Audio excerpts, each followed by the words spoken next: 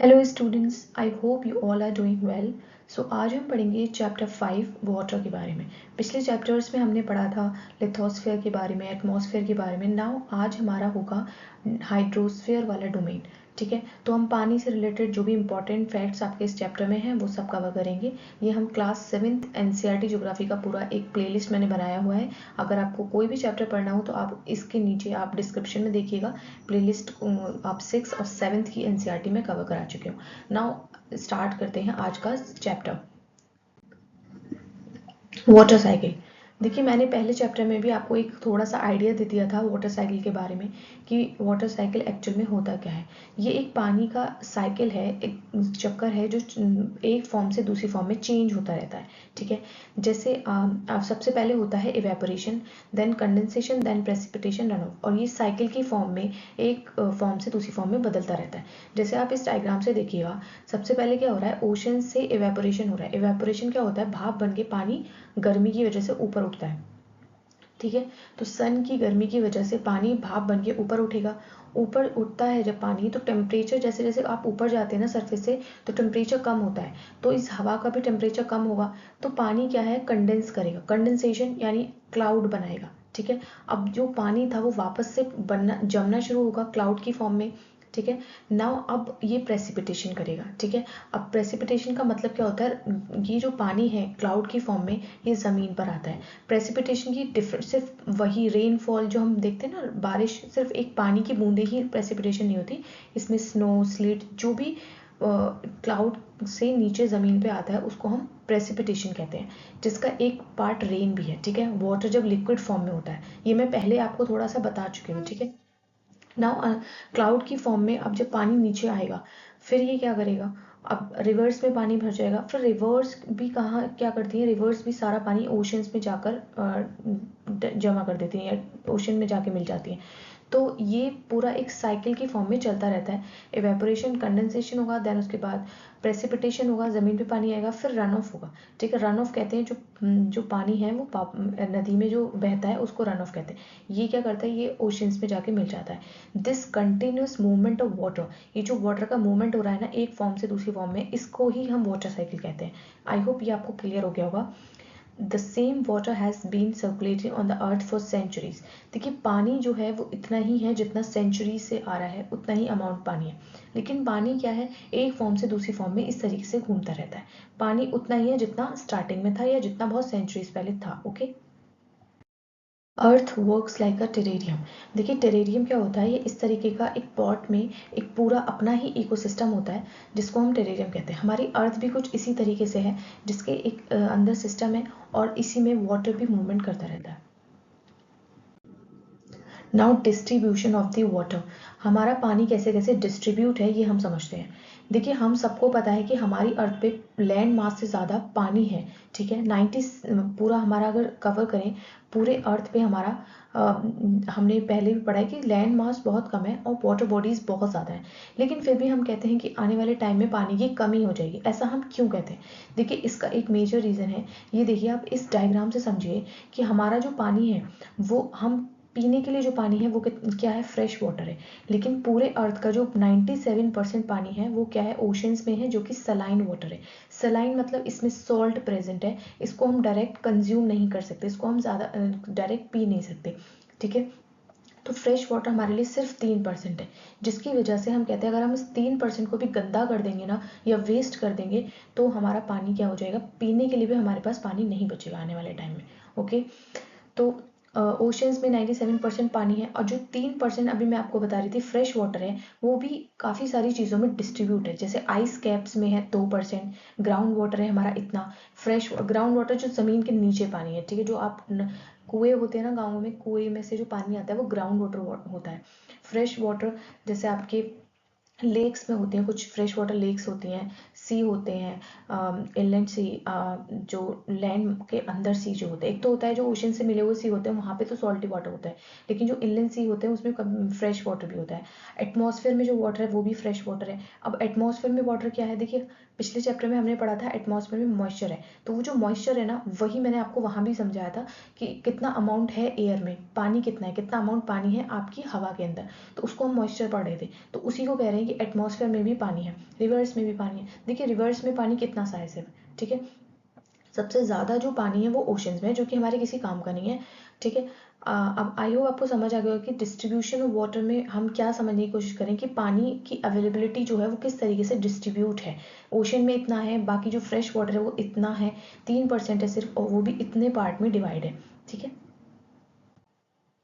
Now salinity क्या होती है, मैंने आपको थोड़ा अभी बता दिया कि कितना पानी के अंदर सॉल्ट प्रेजेंट है।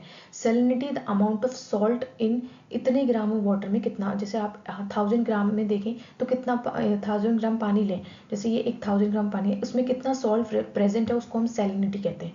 एवरेज सेलिनिटी ऑफ ओशन, जो ओशन है उनकी एवरेज सेलिनिटी कितनी है, 35 पार्ट्स पर 1000। हम इसको पीपीटी में यूनिट में लिखते हैं, ठीक है।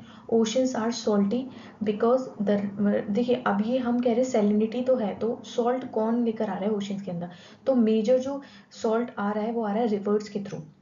रिवर्स क्या करती हैं, पहाड़ों को तोड़कर, मैंने आपको पहले से एक पढ़ाया था कि रिवर्स कैसे एक जगह से पत्थर को तोड़कर कैसे दूसरी जगह ले जाकर डिपॉजिट करती हैं। तो वो क्या करती हैं, वो जो ज़्यादातर रिवर्स हैं वो ओशन से जाकर मिलती हैं, और वो अपने साथ जो रॉक्स या सॉल्ट पार्ट्स जो भी कंकड़ वगैरह लेकर जाती हैं ना, वो सब डिजोल्व कर देती हैं सीज और ओशंस के अंदर। तो क्या होता है, पानी तो वेपर बन के ऊपर उड़ जाता है, लेकिन काफ़ी सदियों से जो रिवर्स लेकर आ रही है ना सॉल्ट वगैरह, वो सब कहाँ डिपॉजिट हो रहा है, ओशंस के अंदर, ठीक है। The dead sea has very, देखिए जो डेड सी है, ये मैं आपको और फैक्ट्स में बताऊंगी कि डेड सी एक ऐसा सी है जहाँ की सैलिनिटी बहुत ज़्यादा है, इतनी ज़्यादा है कि उसमें क्या है, डेंसी, जहाँ भी सी में डेंसिटी ज़्यादा होगी ना वहाँ पे लोग फ्लोट करेंगे, ठीक है। तो डेड सी ऐसा सी है जहाँ पे इंसान भी फ्लोट करते हैं ऊपर ही, अंदर डूबते नहीं है, वहाँ की सैलिनिटी इतनी ज़्यादा है। इम्पॉर्टेंस ऑफ वाटर हम सबको ही पता है कि हमें पानी बिना पानी पिए हम जिंदा नहीं रह सकते, तो ड्रिंकिंग इज़ वेरी इंपॉर्टेंट है कि आपको पानी की ज़रूरत है।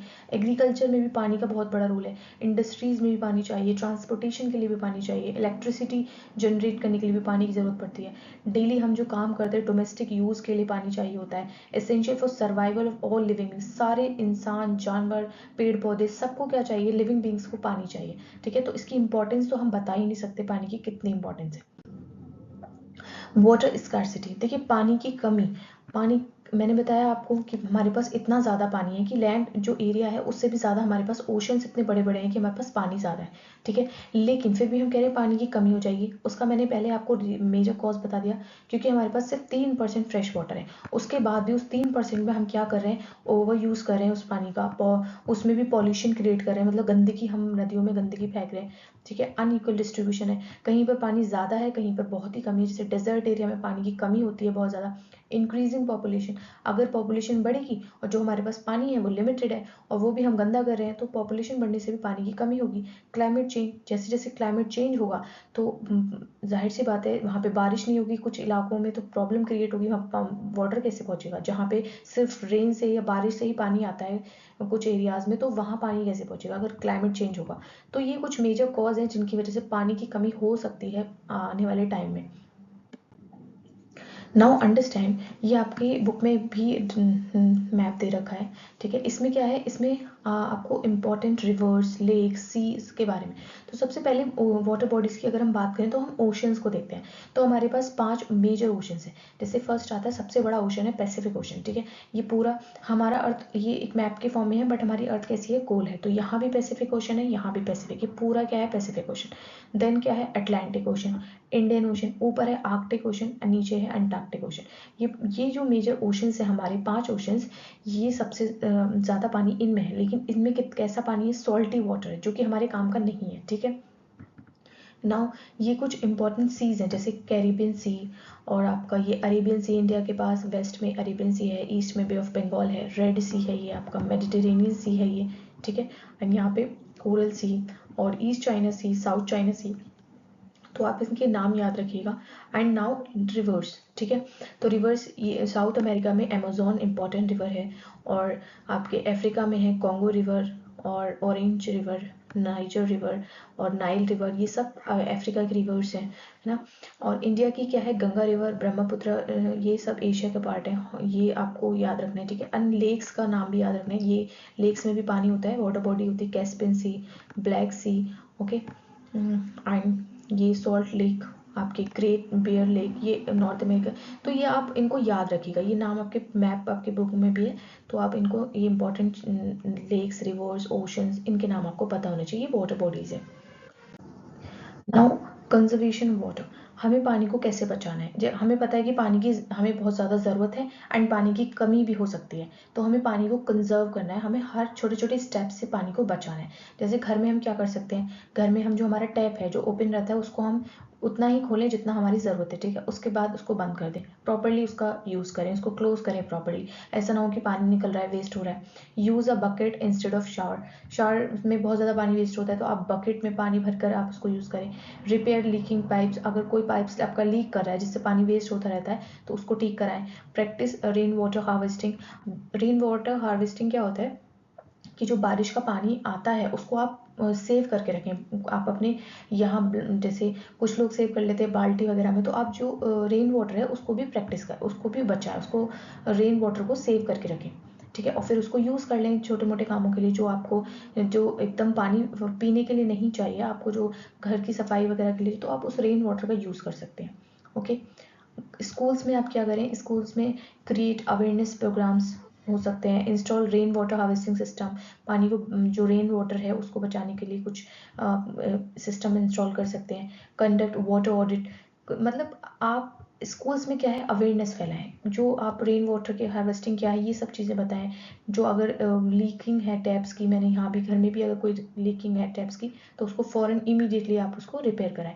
तो कंजर्वेशन ऑफ वाटर, अगर आपको लग रहा है कि वाटर आप वेस्ट कर रहे हैं तो उसको बचाने की कोशिश करें। हर इंडिविजुअल को ये काम करना है, ऐसा नहीं है कि ये सब बड़े लोग ही करेंगे। अगर आप ये चैप्टर पढ़ रहे हैं तो आपको ये पता होना चाहिए कि ये आपकी भी जिम्मेदारी है, ठीक है, पानी को वेस्ट नहीं करना है। ओशन सर्कुलेशन, देखिए ओशन सर्कुलेशन क्या है, जो ओशन है ना उसका पानी हमेशा मूवमेंट करता रहता है, वो स्टिल वाटर नहीं है, वो एक जगह रुका हुआ पानी नहीं है। Ocean water is never still, it moves in free. देखिए तीन तरीके से मूव करता है, लेकिन हमेशा क्या है मूव करता रहता है ओशन वाटर। तीन तरीके से, वेव्स, टाइड्स, करंट्स, इन फॉर्म्स में ये हमारा ओशन में जो पानी है वो मूवमेंट करता है। अब देखिए इनका इंडिविजुअल हम पढ़ेंगे कि वेव्स क्या होता है, टाइड्स क्या होते हैं, करंट्स क्या होते हैं। Now understand the waves. देखिए waves are the rise and fall of the ocean water. जैसे आप ये देखिएगा, आप एक बॉल लीजिएगा, अगर आप कहीं ओशंस के किनारों पे या बीच वगैरह पे जाएं तो आप बॉल लेगा और उसको ओशंस में फेंकिएगा, तो वो बॉल आपको लाने की ज़रूरत नहीं पड़ेगी। अगर वहाँ पर हवा चल रही है तो वो क्या करेगी, बॉल इस तरीके से वेव्स आएंगी और वो बॉल आपकी वापस बीच पर आ जाएगी, ठीक है। तो वेव्स क्या करती हैं, हवा के किससे मेन को, देखिए वेव्स का मेन कॉज होता है विंड। ये हवा चलती है तो पानी क्या है इस तरीके से अप्स एंड डाउन्स होता है, ठीक है। स्ट्रॉन्ग विंड क्रिएट बिगर वेव्स, अगर बड़ी बहुत तेज विंड चल रही है तो बड़ी वेव्स आएंगी। ओके। अंडर वाटर अर्थक्वेक और volcano eruption can cause tsunami. देखिए वेव्स में जो ये वेव्स अगर विंड से हो रही हैं तो वो इतनी ज़्यादा आपके लिए प्रॉब्लम क्रिएट नहीं करेंगी, लेकिन अगर वेव्स अर्थक्वेक या वोल्केनिक इरप्शन की वजह से आती हैं तो वो इतनी ज़्यादा बड़ी होती हैं कि उनसे मतलब बहुत ज़्यादा, अगर वो आपके बीच पर आ गई तो वो लोगों को बहुत ज़्यादा डिस्ट्रक्शन क्रिएट कर सकती हैं, तो उनको हम सुनामी कहते हैं। वेव्स का ही डिस्ट्रक्टिव फॉर्म जो होता है ना, जो आपको तबाही मचा देता है, उसको सुनामी कहते हैं। वेव्स किससे आती है, विंड से, लेकिन सुनामी का कॉज क्या है, अर्थक्वेक एंड वोल्केनोज, ठीक है। अब ये आपने पढ़ा होगा कि ये सुनामी की स्पीड लिखी है कि कितनी ज़्यादा स्पीड से ये आती है घंटे के हिसाब से। एंड 2004 में जो इंडियन ओशन में सुनामी आई थी उसने बहुत ज़्यादा मासिव डिस्ट्रक्शन कर दिया था इंडिया में, ठीक है। और इंडिया के जो कुछ कंट्रीज़ हैं जैसे आंध्र प्रदेश, तमिलनाडु, यहाँ पर बहुत ज़्यादा डिस्ट्रक्शन किया था। देखिए आपके इस बुक में एक एक्टिविटी है जहाँ पे लिखा है इंडियन ओशन सुनामी के बारे में, तो यहाँ थोड़ा सा हम डिटेल में समझ लेते हैं। इंडियन ओशन सुनामी 2004 में आई थी और इसने क्या किया था, इंडियन ओशन के जो आसपास के रीजन से, जैसे ये इंडियन ओशन है इसके जो आसपास के रीजन है इनको बहुत ज़्यादा सीवियरली अफेक्ट कर दिया था। ये पावरफुल अर्थक्वेक की वजह से आई थी। इसका कॉज क्या था, अर्थक्वेक। वोल्केनोज से भी सुनामी आती है बट यहाँ जो सुनामी आई थी इंडियन ओशन में वो अर्थक्वेक की वजह से आई थी। इसका एपिसेंटर था सुमात्रा, इंडोनेशिया का जो ये सुमात्रा आइलैंड है ना, यहाँ इसका एपिसेंटर था। ये इतने ज़्यादा मैग्नीट्यूड का था, रिचर्ड स्केल पे 9 मैग्नीट्यूड था, ठीक है। The Indian plate move under, देखिए इसमें क्या था, इंडियन प्लेट बर्मा प्लेट के अंडर जा रही थी, जिसकी वजह से अर्थक्वेक, प्लेट मूवमेंट से अर्थक्वेक आता है, मैंने आपको पहले भी पढ़ाया है। अगर आपको नहीं पता तो अर्थक्वेक क्या है, हमारे अर्थ पे जो सबसे ऊपर लेयर है लिथोस्फेयर, उसके नीचे जो प्लेट्स हैं वो मूवमेंट करती हैं, जिसकी वजह से अर्थक्वेक आता है। ठीक है, इंडियन प्लेट मूव कर रही थी, बर्मा प्लेट के नीचे जा रही थी, जिसकी वजह से ये अर्थक्वेक आया और इंडियन ओशन में इतनी ज़्यादा तबाही हुई। This sudden movement displace the ocean floor by about 10-20 metres. Ocean का जो फ्लोर था उसमें डिस्प्लेसमेंट हुई, जिसकी वजह से बहुत ज़्यादा ऊंची लहरें आई, जिनको हम सुनामी कह रहे हैं। A huge volume of water were pushed upward creating tsunami waves. ठीक है, इंडिया के जो ये है आपके श्रीलंका, इंडोनेशिया, थाईलैंड और बेडली, देखिए इंडिया, ये आपका इंडिया के कुछ एरियाज है जैसे तमिलनाडु, अंडमान निकोबार आइलैंड एंड आंध्र प्रदेश, ये सीवियरली अफेक्ट हुए थे। एंड इंडिया के अलावा ये श्रीलंका, इंडोनेशिया, थाईलैंड, ये भी बहुत ज़्यादा अफेक्ट हुए थे इस सुनामी से। ओके, एंड इसमें काफ़ी ज़्यादा लोगों की मौत हो गई थी। ठीक है, 2.3 लैक्स अप्रॉक्स बताया जाता है कि इतने ज़्यादा लोग इसमें डेड हुए। नाउ सेकेंड था हमारा ओशन वाटर मूवमेंट में टाइड्स। टाइड्स क्या है, tides are rhythmic rise and fall of ocean water twice a day. ये दिन में 2 बार upward and rise and fall of the ocean water. Waves की तरह ही ये कॉन्सेप्ट है, लेकिन ये दिन में 2 बार ही होता है। एंड किस वजह से होता है, gravitational pull of moon and सन।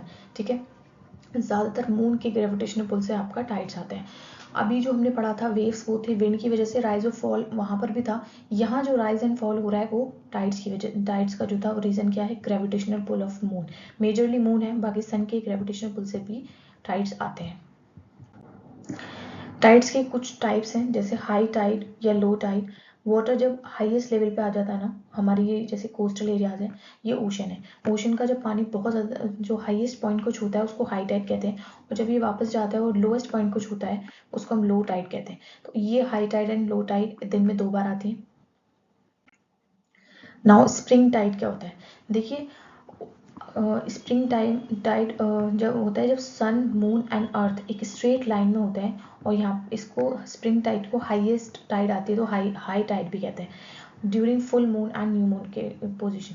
अब ये new moon and full moon आपको बाद में, पहले आप ये समझिए, सन, मून एंड अर्थ ये जब एक लाइन में होंगी, या तो ऐसे हो सकते हैं या फिर सन अर्थ बीच में होगी एंड मून इधर होगा। ये जब एक स्ट्रेट लाइन में होंगी तो क्या आएगी, स्प्रिंग टाइड या हाई टाइड भी इसको कहते हैं, क्योंकि यहाँ पर हाईएस्ट टाइड आती है। ठीक है, अब न्यू मून कंडीशन कौन सी होती है, जब मून बीच में होता है। ठीक है, एंड फुल मून कंडीशन होती है जब अर्थ बीच में होती है। तो आपको ये याद रखना है, न्यू मून जब मून बीच में होगा, फुल मून जब अर्थ बीच में होगी। ये स्प्रिंग टाइड की कंडीशन है। एक और होती है नीप टाइड। नीप टाइड में क्या होता है, सन, अर्थ और मून ये एक क्या क्वार्टर, ये इस तरीके से एक 90 डिग्री का एंगल, राइट एंगल बनाता है, इसको हम कहते हैं नीप टाइड, या लो टाइड भी इसको कहते हैं, क्योंकि यहाँ पे वीक टाइड आती है। ओके, इसमें क्या होता है, इसमें 2 कंडीशन होती हैं, एक होता है first and last quarter. First quarter जैसे आप देखेंगे कि आपका जो मून है वो अर्थ के नीचे इस तरीके से है, तो ये आपकी फर्स्ट क्वार्टर मून है। एंड लास्ट क्वार्टर मून में क्या होता है, मून इस साइड होता है एंड अर्थ ऐसे, ऐसे पोजीशन आप याद रखिएगा। ये नीप टाइड या लो टाइड की कंडीशन होती है जब 90 डिग्री का एंगल, राइट एंगल बनता है।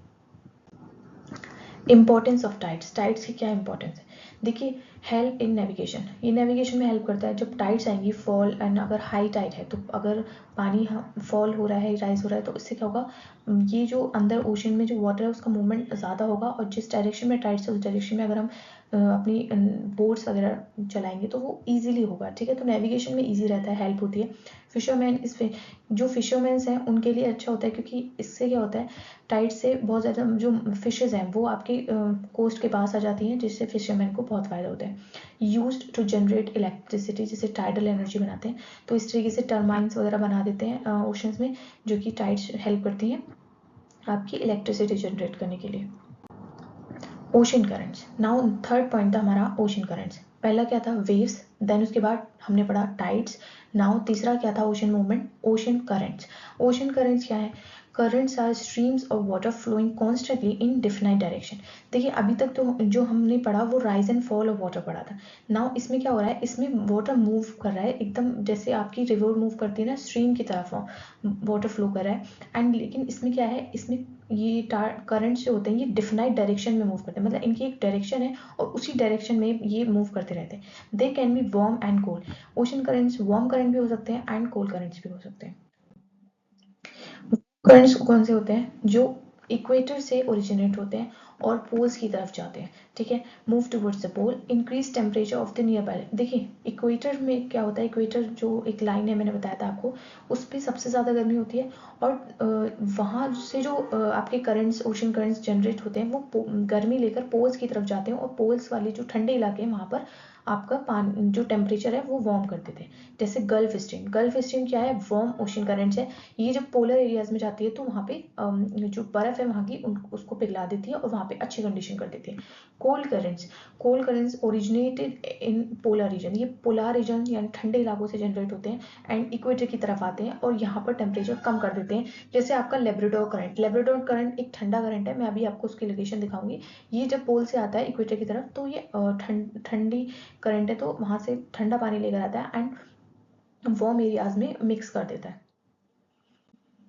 जैसे देखिए आप इस मैप से समझिएगा, ये मैप आपकी बुक में भी है। तो ये होता है हमारा लेब्राडोर करंट। ये जो पोल से जो देखिए ये है हमारी इक्वेटर, इक्वेटर पे सबसे ज़्यादा गर्मी होती है क्योंकि सबसे ज़्यादा ओशन वो सन की जो रेज है वो यहीं पर पड़ती हैं, ठीक है। तो यहाँ गर्मी ज़्यादा है, तो यहाँ से जो ओशन करंट्स जाएंगे वो गर्म, इक्वेटर से जो पोल्स की तरफ जाएंगे वो कैसे हैं, गर्म करंट्स, एंड जो पोल जो ठंडे इलाकों से करंट्स आ रहे हैं वो कैसे ठंडे करंट्स। ये है लेब्राडोर करंट जो कि ठंडी करंट है एंड ये गल्फ स्ट्रीम जो कि गर्म करंट है, ठीक है। जब ये दोनों करंट्स मिलते हैं, जैसे यहाँ पर कुरोशियो एंड ओयोशियो मिल रहे हैं इस तरीके से, तो यहाँ पर क्या करते हैं, ये फॉग कंडीशन कर देते हैं और ये फिशेस के लिए बहुत अच्छा है क्योंकि यहाँ पे फिशेस आ जाते हैं। ठंडी एंड गर्म करंट जब मिलती है तो पानी ऐसा टेम्परेचर हो जाता है और फॉग कंडीशन हो जाती है जो कि फिश इंडस्ट्रीज के लिए बहुत इंपॉर्टेंट है। नाउ ये मैं आपको बता रही थी डिफिनाइट डायरेक्शन में, जैसे ये आप देखेंगे गल्फ स्ट्रीम इस डायरेक्शन मूव कर रही है, फिर ऐसे ये एक सर्कुलर फॉर्म में ऐसे मूव करते रहते हैं। जैसे आप यहाँ देखिएगा, ये बेंगुला करंट है, equatorial current, then Brazil current, then south Atlantic, ये इस तरीके से मूवमेंट हो रहा है इनका। तो ये इसी डिफिनाइट डायरेक्शन में मूवमेंट होता रहता है, ओके। ये जो आपके चैप्टर में बॉक्स में जो आपके इंपॉर्टेंट फैक्ट्स दिए होते हैं ये वो हैं आपको, ये मैं एक बार मैं वैसे मैं चैप्टर्स में भी जब ये कॉन्सेप्ट आए थे तो मैंने पढ़ा दिया था, बट स्टिल मैं एक बार सबको एक साथ बता देती हूँ। सेलिनिटी का मैंने बता दिया, कितना सॉल्ट है आपके पानी में, और पूरे ओशंस का एवरेज क्या है 35 ppt, ओके। अब देखिए डेड सी की इन इसराइल, इसराइल में डेड सी है, डेड सी में क्या होता है, वेरी हाई सैलिनिटी, इतनी सैलिनिटी है देखिए 340 ग्राम, पूरे ओशंस की कितनी है 35, और सिर्फ डेड सी की सैलिनिटी कितनी है 340 ग्राम पर litre. Because of high salt content people can float easily in it. देखिए इस तरीके से लोग इस पर तैरते हैं, अंदर डूबते नहीं क्योंकि यहाँ पे बहुत ज़्यादा सैलिनिटी है। 22 March is celebrated as a world water day. आपको ये हमेशा याद रखना है, वर्ल्ड वाटर डे कब होता है, 22 मार्च को। इसमें क्या होता है, वैसे तो आपको पानी हमेशा बचाना है, लेकिन इसमें क्या है, इसमें अवेयरनेस फैलाई जाती है, अवेयरनेस स्प्रेड की जाती है ताकि आप पानी को बचाएं, okay. Waves are formed when winds blow across the ocean surface, मैंने बता दिया है ये आपको, स्टिल यहाँ पर आपके फैक्ट्स में एक बार हम कर रहे हैं। वेव्स किसकी वजह से बनती हैं, विंड्स की वजह से। स्ट्रॉन्ग विंड होगी उतनी ही बड़ी वेव्स आएंगी। Tsunami is a Japanese word, देखिए सुनामी एक जैपनीज वर्ड है जिसका मतलब है हार्बर वेव्स। हार्बर वेव्स यानी पोर्ट्स जो आपके होते हैं कोस्टल एरियाज में, तो इनको हार्बर वेव कहते हैं। Harbour can badly affected when tsunami का अगर, देखिए कोस्टल एरियाज में हार्बर्स बने होते हैं, ठीक है। सबसे जब सुनामी आती है तो सबसे ज़्यादा अफेक्ट कौन होते हैं, हार्बर्स अफेक्ट होते हैं, इसलिए इसका नाम सुनामी वेव्स कहा गया है। Thank you for watching. आपका चैप्टर 5 भी कंप्लीट हो चुका है। नाउ हम पढ़ेंगे अब 6 चैप्टर। अगर आपको कोई भी डाउट हो इस चैप्टर में तो आप कमेंट सेक्शन में पूछ लिएगा। एंड ये चैप्टर वैसे तो बहुत ईजी था, बस इसमें क्या है, आपको जो चीज़ें हैं रिवर्स, लेक्स, इन सब के नाम आपको याद होने चाहिए, तो आप ये सब याद कर लिएगा।